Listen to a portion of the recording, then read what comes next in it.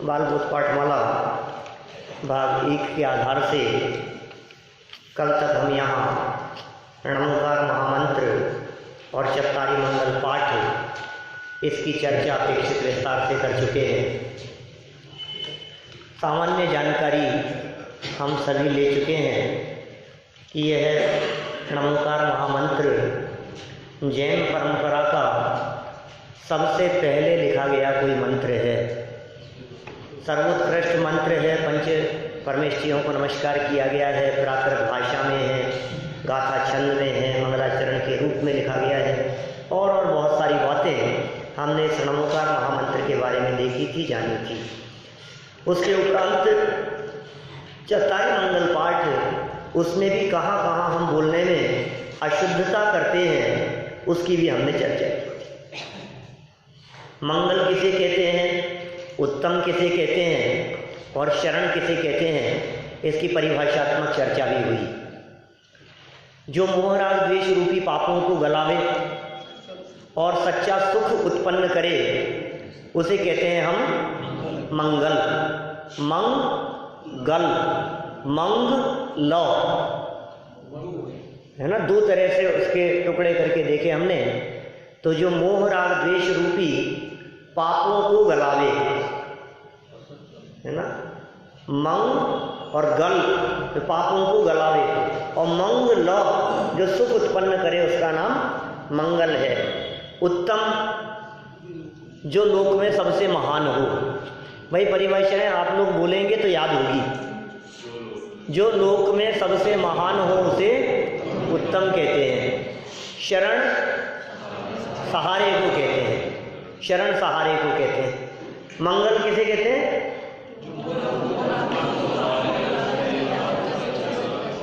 जो मोह राग द्वेष रूपी पापों को गलावे और सच्चा सुख उत्पन्न करे उसे मंगल कहते हैं। देखिए अंतिम पंक्तियों में यह बात कही थी कि जो जीव इन पंच परमेष्ठियों की शरण लेता है, जो जीव इन पंच परमेष्ठियों के बताए हुए मार्ग पर चलता है उसका कल्याण होता है, उसका दुख मिट जाता है, उसके जन्म मरण का अभाव होता है, वो संसार के दुखों से छूटकर परम मुक्ति की प्राप्ति करता है, माने वो भगवान बन जाता है। यहाँ तक की बात हम कल तक कर चुके थे।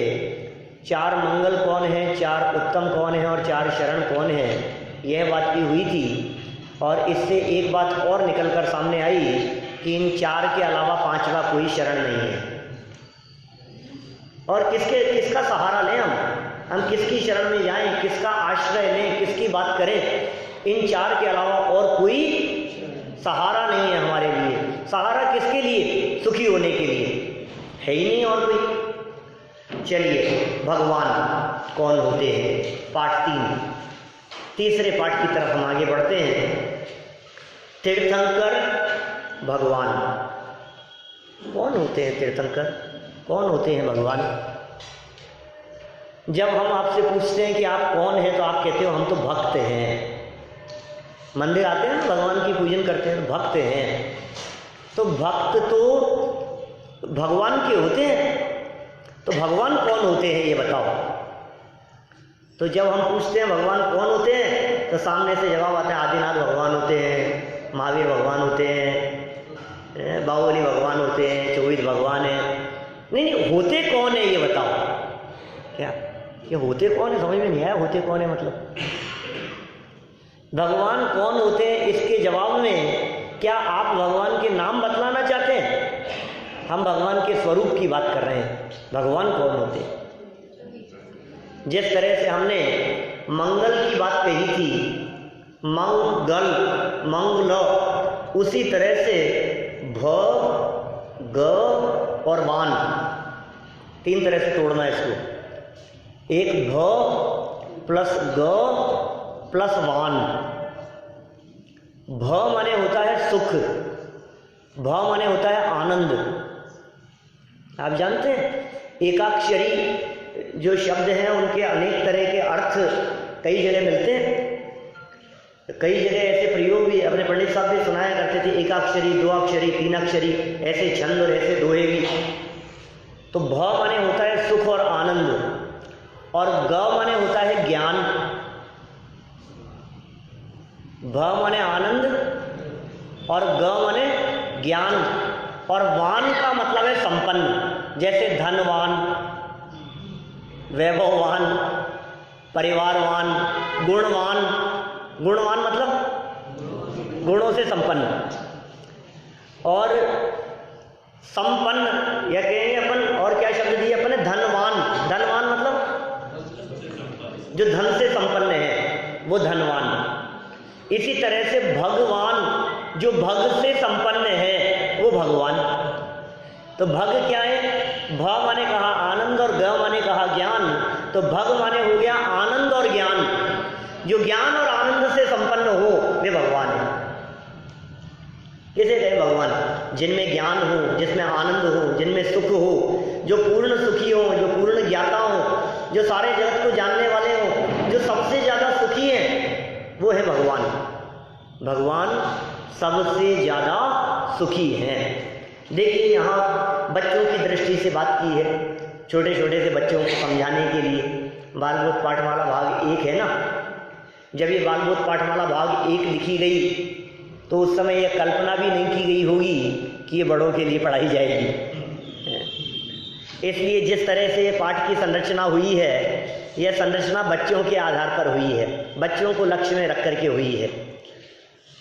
फिर भी कोई बात नहीं, ज्ञान की दृष्टि से हम सब बच्चे ही हैं, सीखने वाले सब बालक। और सीखने की दृष्टि से हमेशा ये बात कही गई है, हमेशा बालक बन के ही रहना, तभी कुछ हासिल हो पाएगा।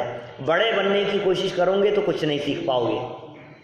छात्र ने प्रश्न किया, गुरुजी बाहुबली के भगवान नहीं है? क्यों नहीं है? गुरुजी क्या कहेंगे? क्यों नहीं है भाई, क्या बात है, बाहुबली भगवान है। बाहुबली भगवान की जय। हम लोग बाहुबली भगवान के दर्शन के लिए जाते हैं, श्रवण में बोला जाते हैं। क्यों नहीं है? भगवान है ना। तो पता है शिष्य क्या कहता है सामने से?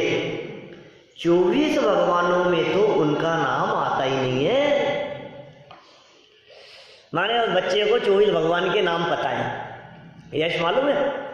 ऋषभ देव से लेकर माने आदिनाथ भगवान से लेकर महावीर भगवान तक जो 24 भगवान हैं, उनमें तो बाहुबली भगवान का नाम आता ही नहीं। क्या? अब जब बाहुबली भगवान का नाम आता ही नहीं है तो शायद हो सकता है बाहुबली भगवान ही नहीं हो। तो क्या कहा? 24 तो तीर्थंकर होते हैं। जो वीतरागी और सर्वज्ञ हैं वे सभी भगवान हैं। अरहंत परमेष्ठी और सिद्ध परमेष्ठी भगवान ही तो हैं। अब ये तीर्थंकर क्या होते हैं और भगवान क्या होते हैं? चावड़ा ये साहब आपने पूछा था, विधान के बीच में भी ऐसी चर्चा चली थी अपनी। तीर्थंकर कौन होते हैं और भगवान कौन होते हैं? कुछ अंतर भी तो अपने ख्याल में होना चाहिए तीर्थंकर और भगवानों के बीच में। हम तो ये समझते हैं जो भगवान होते हैं वो तीर्थंकर होते हैं, जो तीर्थंकर होते हैं वो भगवान होते हैं। लेकिन इन्होंने क्या परिभाषा कही? यहाँ भगवान की परिभाषा कही है, जो वीतरागी हैं और जो सर्वज्ञ हैं वे भगवान हैं। वीतरागी क्या होता है?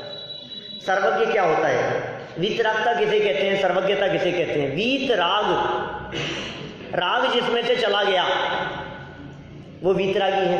देखो भगवान का स्वरूप बतला रहे हैं यहाँ, वीतरागता और सर्वज्ञता। आप यदि भगवान के स्वरूप को पहचान लो तो अपने जीवन की सैकड़ों हजारों विकृतियां निकल सकती है। भगवान का स्वरूप तो समझें एक बार पहले। भगवान के पास जाकर के भिखारीपन की वृत्ति नहीं होगी यदि भगवान का स्वरूप समझ लिया तो।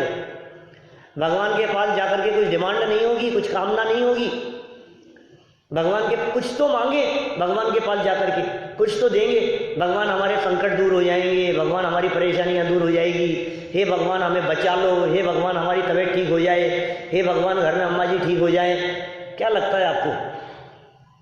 पहले ये समझो आप भगवान कैसे होते हैं? वीतरागी। परिभाषा क्या लिखी है यहाँ? जो वीतरागी और सर्वज्ञ हैं वे सभी भगवान हैं। जो वीतरागी और सर्वज्ञ होते हैं उन्हें भगवान कहते हैं। परिभाषा याद होगी सबको? राजीव जी क्या परिभाषा है? जो वीतरागी और सर्वज्ञ होते हैं वो भगवान होते हैं। बाहुबली भी वीतरागी सर्वज्ञ थे, और युधिष्ठिर, भीम, अर्जुन सब वीतरागी सर्वज्ञ हो गए, सब भगवान हो गए। और रामचंद्र जी और हनुमान जी वो भी भगवान। इसका मतलब वे भी वीतरागी और वो भी सर्वज्ञ। और वीतरागी का मतलब क्या कहा? जहां राग नहीं है, जहां द्वेष नहीं है, जहां 18 प्रकार के दोष नहीं है, जहां निद्रा नहीं है, जहां विस्मय नहीं है, जहां खेद नहीं है, राग द्वेष मोह नहीं है, पसीना नहीं है। शुद्ध पिपासा जरातंक जन्मांतक व्यस्मया न राग द्वेष मोहाश्च यस्याप्ते से प्रकीर्तिते। माने कौन है वीतरागी? भगवान, जिनके 18 प्रकार के दोष नहीं। नींद नहीं आती भगवान को तो भला तो करते होंगे। मान लो शत्रुओं का बुरा नहीं करते, दुष्टों का संहार नहीं करते, क्योंकि हिंसा नहीं है ना। अपना जैन धर्म तो अहिंसक है। अहिंसक जैन धर्म में पुलिस वालों का काम नहीं है, बॉडीगार्ड का काम नहीं है।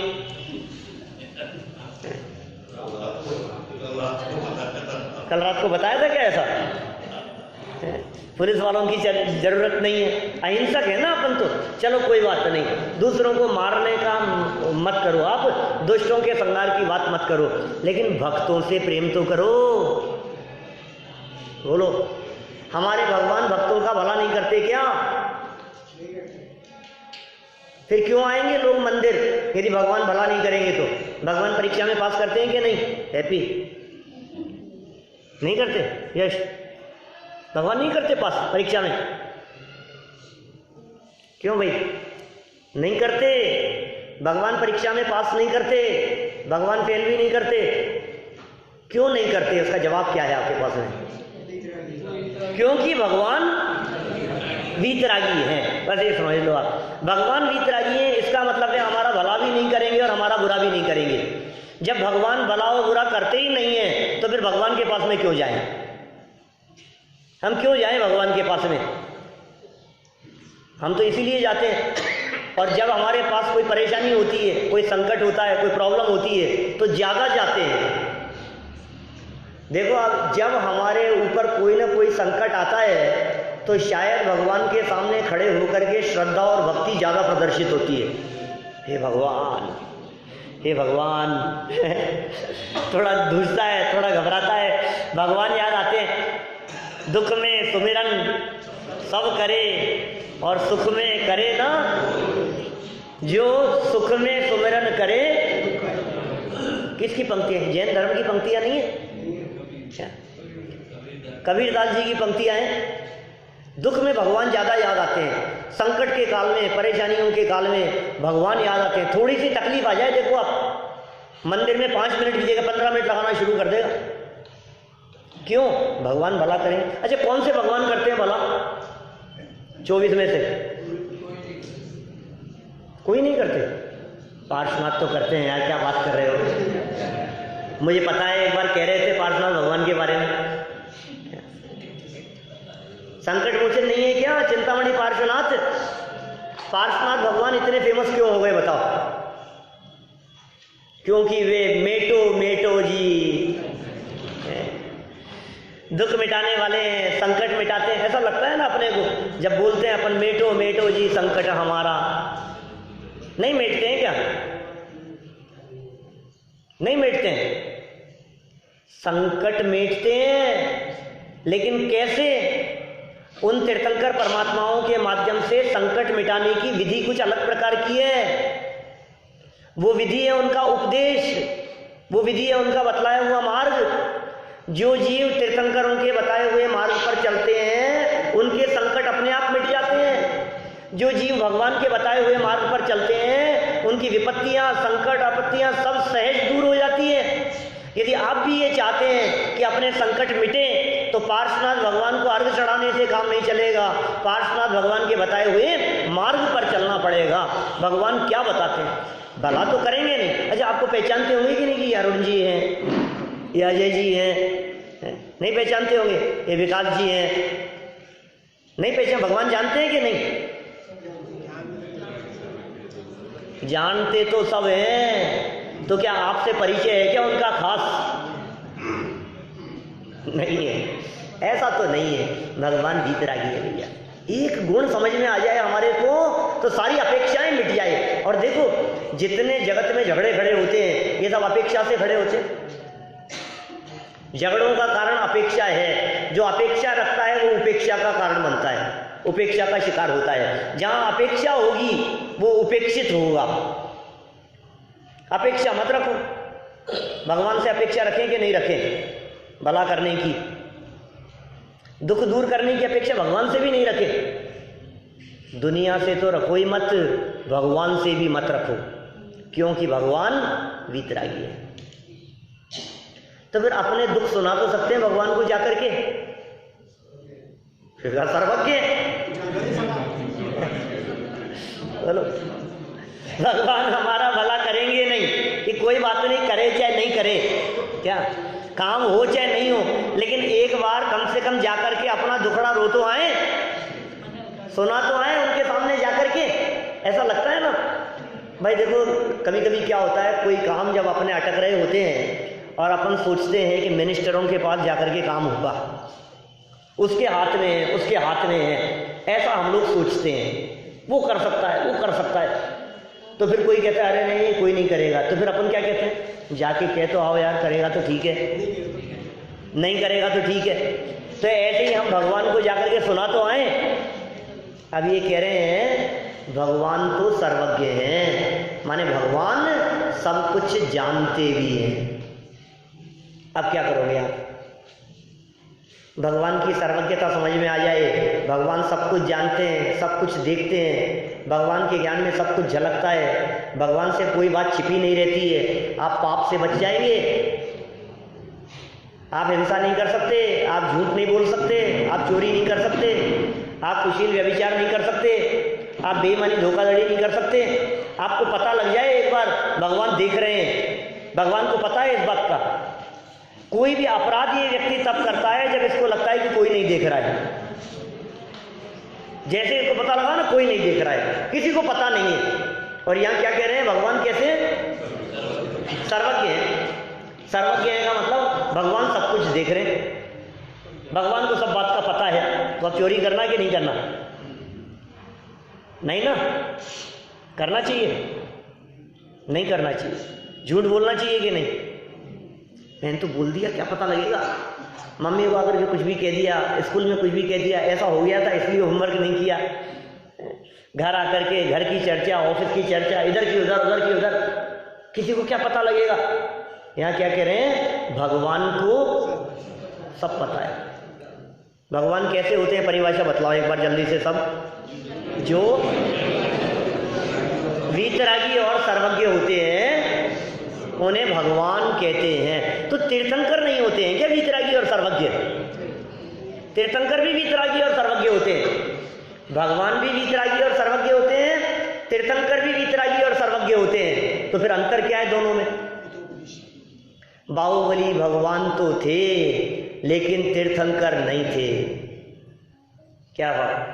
जितने भी तीर्थंकर होते हैं वो सब भगवान होते हैं, लेकिन जितने भी भगवान होते हैं वो सब तीर्थंकर नहीं होते। समझ में आ रही है बात? बहुत सारे अंतर हैं तीर्थंकरों में और भगवानों में, बहुत अंतर है। अभी यदि अपन अंतर निकालने लगे हैं तो 20-25 अंतर निकालना तो बहुत मामूली बात है।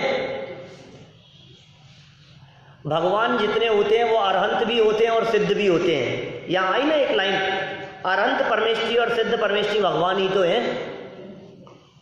और तीर्थंकर कौन से परमेष्ठी होते हैं? तीर्थंकर कौन से परमेष्ठी हैं? अरहंत परमेष्ठी, पक्का?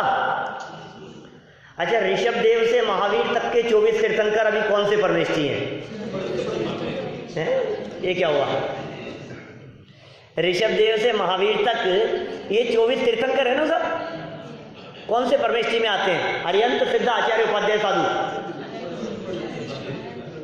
अरहंत है या सिद्ध है? अरहंत होने चाहिए? नहीं, ये सिद्ध है। आदिनाथ से लेकर महावीर भगवान तक 24 तीर्थंकर कौन से परमेष्ठी बेटा? सिद्ध परमेष्ठी है। लेकिन जिस समय वो तीर्थंकर अवस्था रूप से मौजूद थे तब अरहंत थे। जब भगवान महावीर स्वामी का समव शरण लगा हुआ था ना, जब भगवान महावीर स्वामी जीवित थे, जब भगवान महावीर स्वामी का यहाँ अस्तित्व था, मौजूद थे, उनकी सभा लगती थी, देव लोग आते थे, उस समय वे अरहंत थे, समव शरण सहित विराजमान, समव शरण में बैठे हुए भगवान महावीर स्वामी। आदिनाथ भगवान जब समव शरण में बैठे थे तब अरहंत थे, और अजितनाथ भगवान जब तीर्थंकर बने तब आदिनाथ का क्या हुआ होगा? वो सिद्ध हो गए। जब संभवनाथ स्वामी तीर्थंकर बने, अरहंत बने, तो अजितनाथ भगवान का क्या हुआ होगा? वो सिद्ध हो गए। तो अरहंत बड़े होते हैं या सिद्ध? सिद्ध। पांचों परमेष्ठियों में कौन बड़े हैं? सिद्ध परमेष्ठी बड़े हैं। जितने भी तीर्थंकर होते हैं वे तीर्थंकर परमात्मा अरहंत अवस्था को छोड़कर सिद्ध हो जाते हैं। अच्छा, तीर्थंकर तो अरहंत होते हैं, ठीक है, बाद में सिद्ध बनेंगे। तीर्थंकरों के अलावा जैसे बाहुबली भगवान हैं, भरत भगवान हैं, रामचंद्र जी, हनुमान जी की बात हमने कही, और भी इस तरह के, समझ लो आप, इंद्रभूति गौतम, कौन? गणधर या भगवान?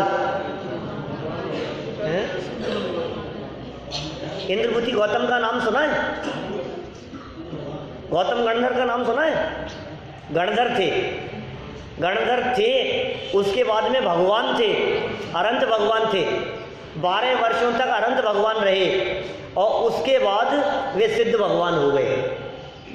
लेकिन देखो कैसी विडंबना है कि आज भी हम उन इंद्रभूति भगवान को गणधरी कह करके पुकारते हैं। गौतम गणधर की टोंक, गणधर की टोंक। सिद्ध हो गए हैं, वर्तमान में भगवान है, लेकिन भगवान होते हुए भी उनको गणधर देखना वास्तव में उचित तो नहीं है। चलो कोई बात नहीं, इंद्रभूति को तो गणधर ही कह करके पुकारा। और दूसरी बात कहूँ तो मैं कह सकता हूँ आपसे, भरत चक्रवर्ती कहाँ से मोक्ष गए? क्या क्या क्या कह दिया मैंने? भरत जी को तो चक्रवर्ती कह रहे हो आपने इंद्रभूति को तो फिर गणधर कह करके पुकारा। गणधर होते हैं मुनिराज, गणधर होते हैं आचार्य। 5 परमेष्ठियों में से गणधर कौन से परमेष्ठि में आते हैं? कौन से परमेष्ठि में? आचार्य में। आचार्य हैं गणधर। गणधर पद जब छूट जाएगा और जब वे सामान्य मुनि होंगे क्या, तो साधु परमेष्ठि में आएंगे। अभी पद है वो गणधर का, जब तक गणधर की पदवी है तब तक उन्हें मोक्ष नहीं हो सकता।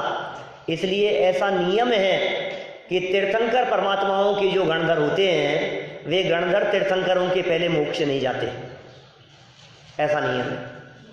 गणधर क्या होते हैं? बहुत सारे लोग नए हैं, ये भी नहीं समझ में आ रहा होगा गणधर क्या चीज़ है। गणधर, गणधर शब्द सुना तो होगा सबने, बहुतों ने नहीं सुना है। गण कहते हैं चतुर्विद संघ को, और चतुर्विद संघ के जो स्वामी हैं, प्रमुख हैं, उसमें मुनि आर्यिका श्रावक श्राविका में या ऋषि मुनि यति अनगार, उन सब में जो श्रेष्ठ हैं वे कहलाते हैं गणधर।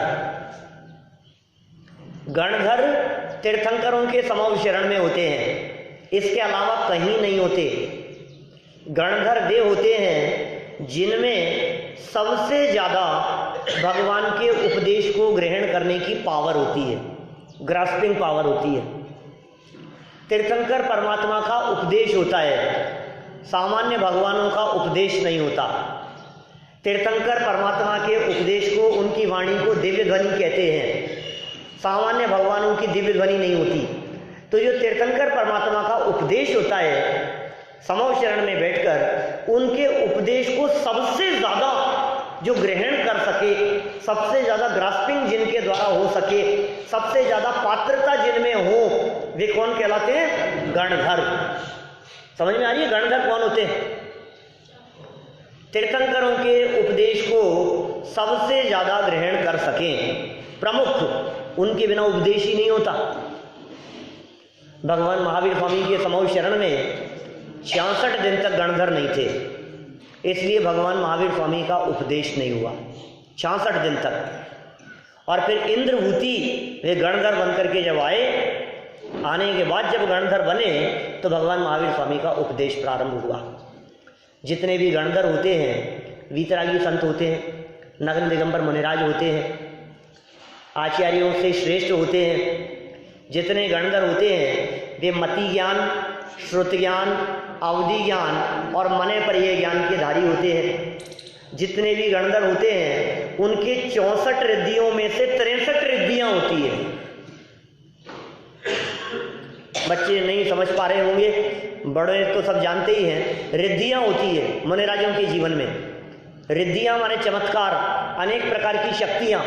मुनिराजों के जीवन में तप के प्रभाव से अनेक प्रकार की शक्तियाँ प्रकट हो जाती है। तो जब मुनिराज के जीवन में वो शक्तियाँ प्रकट होती है, उन शक्तियों को कहते हैं रिद्धियाँ, चमत्कारिक चीज़ें। यह बात अलग है कि वे मुनिराज उन रिद्धियों का प्रयोग नहीं करते। कुछ करते भी हैं, कुछ रिद्धियाँ ऐसी भी होती है जो प्रयोग करने में आती है, कुछ रिद्धियाँ ऐसी होती है जिनका प्रयोग करे तो मुनि अवस्था से गिर जाएं। कुछ रिद्धियाँ ऐसी होती है जो विकल्प पूर्वक प्रयोग की जाती है, कुछ रिद्धियाँ ऐसी होती है जो बिना विकल्प के अपने आप ही उन रिद्धियों का प्रयोग होता है। अलग अलग तरह की रिद्धियाँ हैं। तो 64 रिद्धियाँ कही है शास्त्रों में। रिद्धियाँ कितनी कही है बेटा? 64, 64, 64 रिद्धियाँ कही है शास्त्रों में। और 64 में से एक कम सिर्फ 63, 63 रिद्धियाँ किसके होती है आर्यों? गणधर मुनिराजों के नहीं। एक साथ 63 रिद्धियाँ जिसके हो सके वे कौन? गणधर हैं वे। इतनी रिद्धियों से संपन्न प्रमुख व्यक्ति हैं समूह शरण में बैठे हुए। तो गणधर समझ में आया किसका नाम है? तीर्थंकरों के गणधर होते हैं, बाकी अन्य भगवानों के गणधर नहीं होते हैं। तीर्थंकरों के समूह शरण होता है, सब भगवान के समूह शरण नहीं होता है। ठीक है, तीर्थंकरों के पंच कल्याणक होते हैं, भगवान के पंच कल्याणक नहीं होते। कुछ तीर्थंकर ऐसे भी होते हैं जिनके पंच कल्याणक नहीं होते, 2 और 3 कल्याणक ही होते हैं। क्या भगवान के तो एक भी कल्याणक नहीं होते, तीर्थंकरों को तो कल्याणक होना जरूरी है। ये कल्याणक क्या होता है जी? ये कल्याणक क्या होता है? भला कल्याण करने वाले कल्याणक 5 होते हैं। कल्याणक एक विशिष्ट शब्द है जैन परंपरा का। ध्यान देना, कल्याणक किसे कहते हैं पूछूंगा, साध्य भी है ना। कल्याणक किसे कहते हैं? तीर्थंकर के निमित्त से देवों द्वारा मनाए जाने वाले उत्सव को कल्याणक कहते हैं। ये परिभाषा है कल्याणक की। तीर्थंकर का निमित्त और देवों द्वारा जो उत्सव मनाए जाते हो उसे कहते हैं कल्याणक। 5 घटनाएं घटती है तीर्थंकरों की लाइफ में। भगवान महावीर स्वामी की लाइफ में 5 घटनाएं घटी थी जो प्रमुख थी। आदिनाथ भगवान, अजितनाथ, संभवनाथ, अभिनंदनाथ, 24 तीर्थंकर जो हुए हैं, इन सभी तीर्थंकरों की लाइफ में 5 प्रमुख घटनाएं घटी, जिन घटनाओं में देवलोग स्वर्ग से आए, असंख्यात देवों ने आकर के वो उत्सव मनाया। सामान्य भगवान की लाइफ में नहीं होता, रामचंद्र जी की लाइफ में नहीं हुआ था, हनुमान जी की लाइफ में नहीं हुआ था, बाहुबली स्वामी की लाइफ में नहीं हुआ था, भरत जी की लाइफ में नहीं हुआ था, लेकिन आदिनाथ भगवान की लाइफ में हुआ था। सबसे पहली घटना, गर्भ में आए, माता के पेट में आए, गर्भ में आए, तो कौन सा कल्याणक कहलाएगा? गर्भ कल्याणक। चमत्कार होते हैं उसमें, अतिशय होते हैं। गर्भ में जब तीर्थंकर परमात्मा आते हैं, अरे आने के पहले ही, आने के 6 महीने पहले से रत्नों की बरसात शुरू हो जाती है। भगवान के पक्ष में नहीं होगा ऐसा। जो तीर्थंकर होंगे, माने तीर्थंकर एक विशिष्ट जाति का पुण्य है, तीर्थंकर एक स्पेशल अवस्था है जो सामान्य भगवानों से कुछ अलग हट करके है। गर्भ में आए, रत्नों की वर्षा शुरू हो गई, माता को 16 स्वप्न आना, ऐसी बहुत बहुत विशेषताएं हैं गर्भ कल्याणक। दूसरी विशेषता, जन्म। पहला गर्भ, दूसरा जन्म, 2 याद हुए। आर्य पहला कौन सा है? गर्भ कल्याणक, दूसरा जन्म कल्याणक, तीसरा रवि जी तप। तप को कहते हैं दीक्षा, दीक्षा कल्याणक। चौथा केवल ज्ञान, ज्ञान कल्याणक भी कहते हैं, ज्ञान कल्याणक। और 5वां मोक्ष कल्याणक, निर्वाण कल्याणक कह दो, मोक्ष कल्याणक कह दो। 5 के नाम याद हो गए, एक बार बोलो। पहला, दूसरा,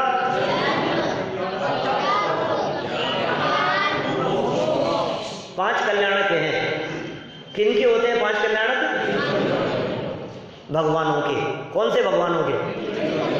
तीर्थंकर भगवान के, है ना। माने जितने तीर्थंकर भगवान होंगे उनके ये 5 कल्याणक होंगे।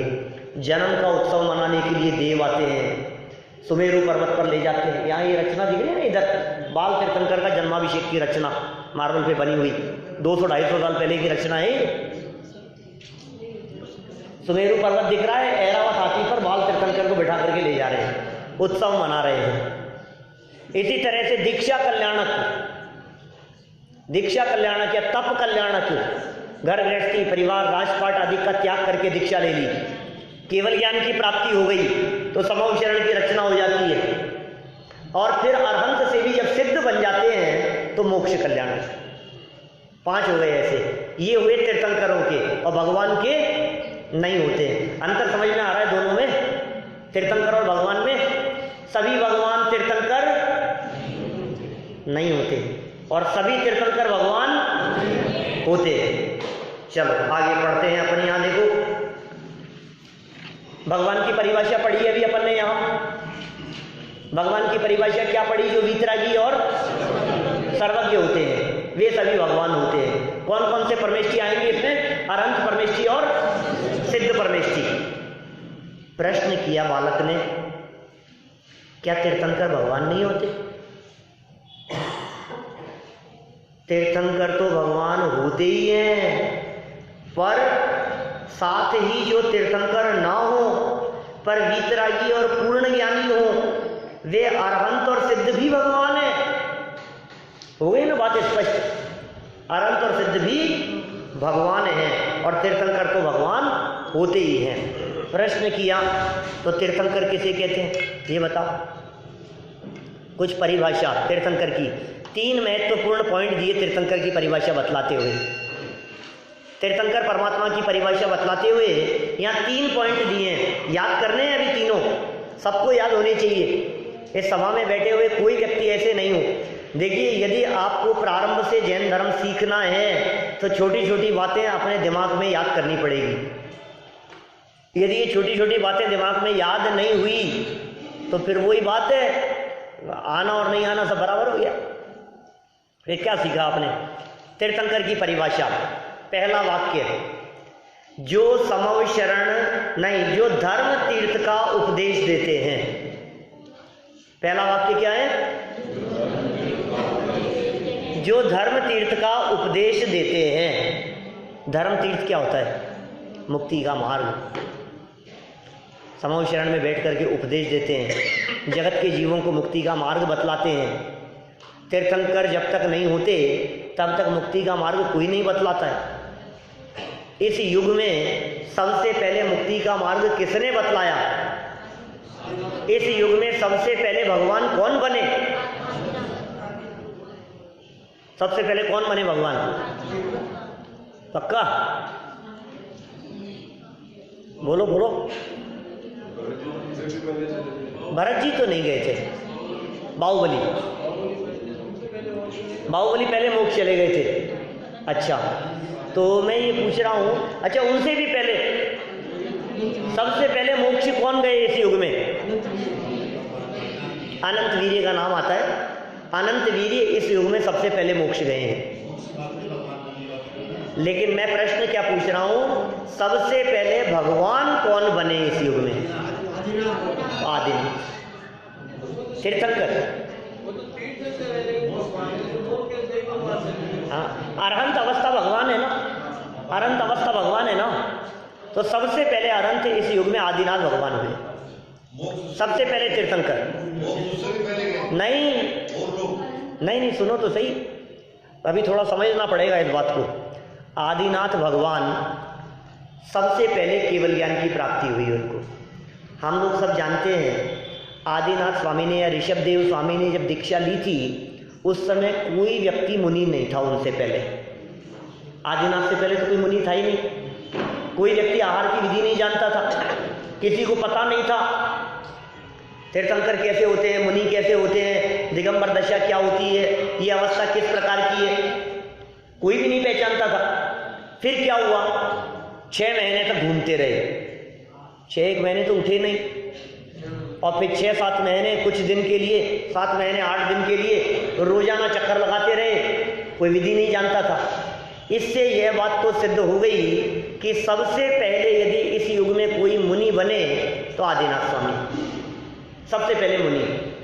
उसके पश्चात 1000 वर्ष तक तपश्चरण करने के बाद ऋषभदेव को केवल ज्ञान की प्राप्ति हो गई और वे अरहंत भगवान बन गए। आदिनाथ भगवान हो गए, तीर्थंकर हो गए।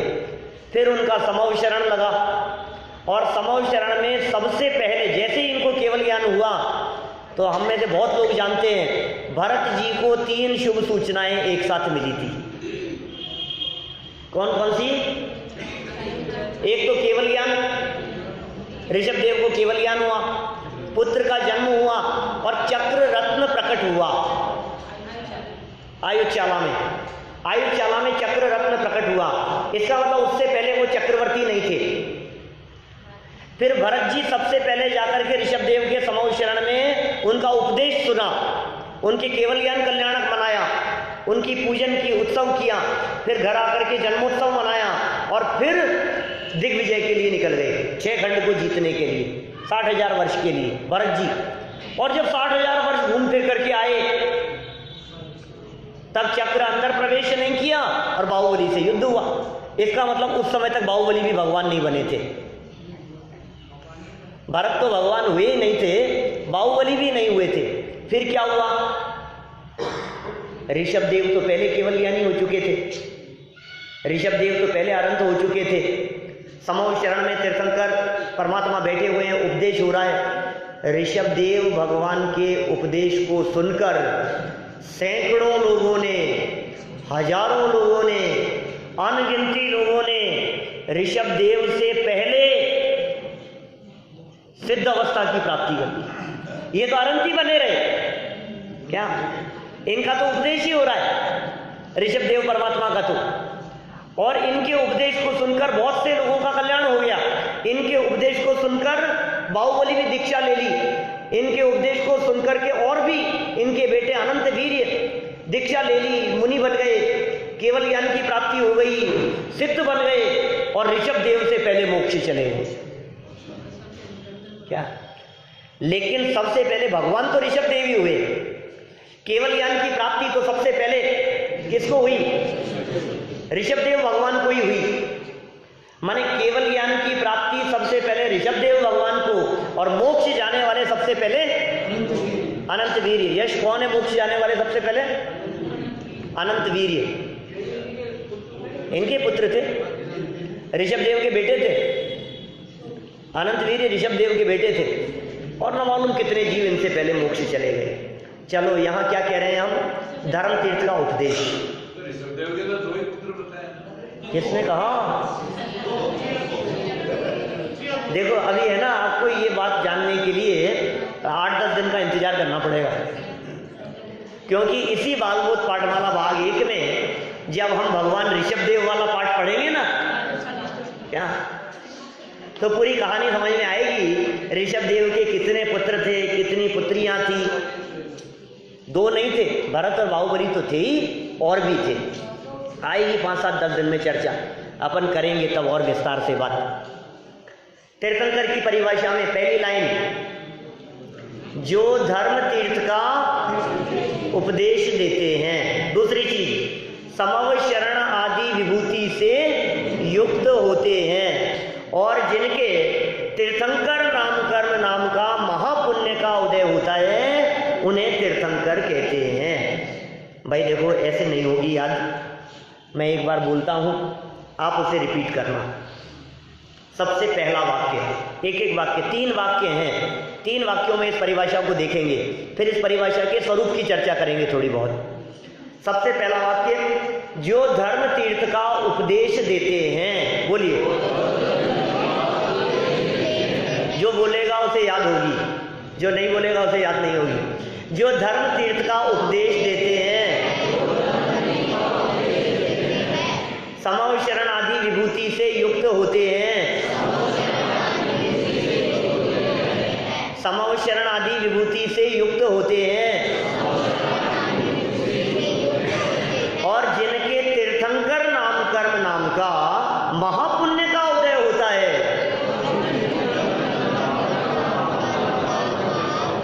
और जिनके तीर्थंकर नाम कर्म नाम का महापुण्य का उदय होता है,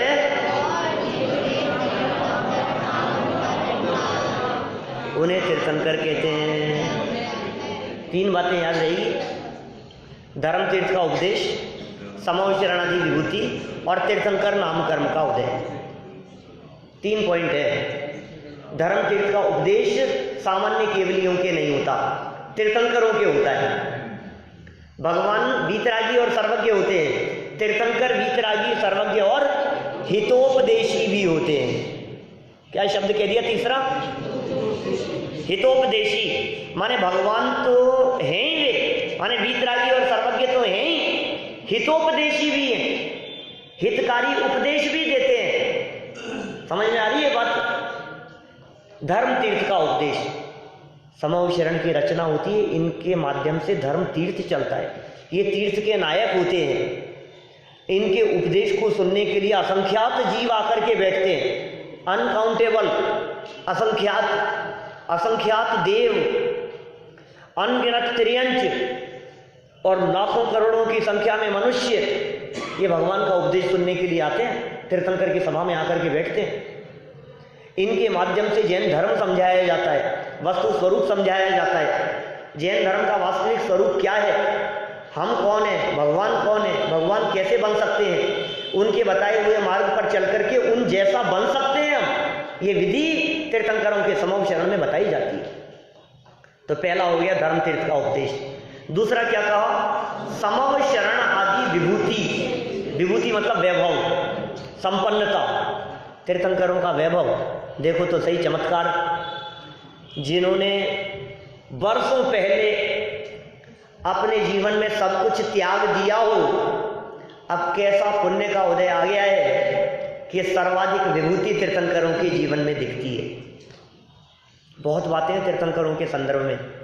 ये जो विभूति दिखती है, यह सब विभूति और वैभव पुण्य का फल है। प्रवचन सार में उल्लेख किया है, शायद 46 नंबर गाथा है, कौन सी मनीष जी? 45-46 नंबर की गाथाओं में से पुण्य फला अर्हंता, या तो 45 होगी या 46 होगी। पुण्य फला अर्हंता, और सारे जगत में जब इसकी चर्चा चलती है तो लोग ये कहते हैं पुण्य के फल में अनंत होते हैं, पुण्य के फल में तीर्थंकर होते हैं। ऐसा नहीं है। तीर्थंकर तो पुरुषार्थ से बनते, पुण्य के फल में तीर्थंकर बनते हो ऐसा नहीं। अपन कल करेंगे इसकी चर्चा, आज तो अपना समय हो गया है। अभी तो सिर्फ इतना समझ लो आप कि पुण्य के फल में विभूति है, पुण्य के फल में वैभव है, पुण्य के फल में समूह शरण लगा हुआ है, पुण्य के फल में देव लोग आए हैं। और कैसा कैसा तीर्थंकरों का पुण्य का फल होता है, अतिशय गर्भ के जन्म के अतिशय, केवल ज्ञान के अतिशय, देवकृत अतिशय, अष्ट प्रातिहार्य, अनंत चतुष्टय, सबकी थोड़ी बहुत चर्चा अपन कल की क्लास में करेंगे। लेकिन विभूति जिनके जीवन में होती है, समूह शरण जैसी विभूतियां जहां होती है, वे होते हैं तीर्थंकर। और 8 कर्मों में एक कर्म का नाम है नाम कर्म। और नाम कर्म के बहुत सारे भेदों में एक भेद है तीर्थंकर कर्म। तो तीर्थंकर नामक कर्म का जिसके उदय होगा वे ही तीर्थंकर होंगे। ऐसे उदय, ऐसी विभूति और ऐसे उपदेश देने की योग्यता जिनमें होती है, वे इस युग में भरत क्षेत्र में 24 हुए हैं, जबकि भगवान तो अनंत होते हैं। तीर्थंकर 24 होते हैं और भगवान अनंत होते हैं। आगे इनके नाम और इनके स्वरूप की कुछ चर्चा है, कल अपन इस विषय को और विस्तार से लेते हुए पूर्ण करेंगे। अभी की बात को मैं यहीं संपन्न करता हूँ। केवल महावीर भगवान की